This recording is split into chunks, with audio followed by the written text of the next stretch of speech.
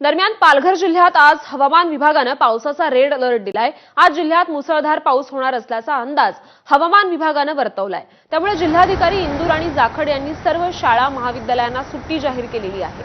जिल्ह्यातील सूर्या, वैतरणा, पिंजाळ या प्रमुख नद्यांना देखील पूर आलाय।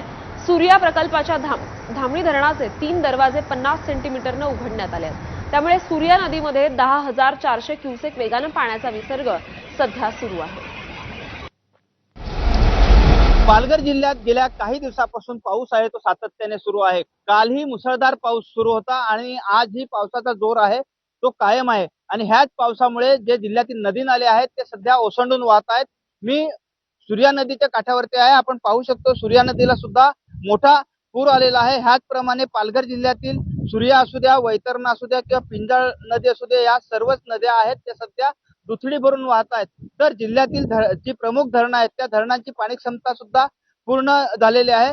त्यामुळे पालघर जिल्ह्यातील प्रमुख जे धरण आहे सूर्या प्रकल्पाचे धामणी धरण, त्या धामणी धरणाचे 3 दरवाजे आहेत ते 50 सेंटीमीटरने उघडण्यात आलेले आहेत आणि धामणी, कवडा अशा दोन्ही धरणा मिळून सूर्या नदीमध्ये 10,400 क्युसेक पाण्याचा विसर्ग सध्या सुरू आहे।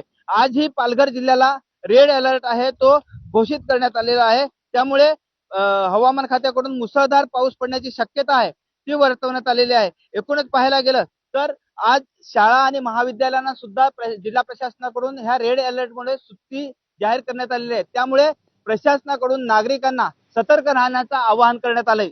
संतोष पाटील, एबीपी माझा, पालघर।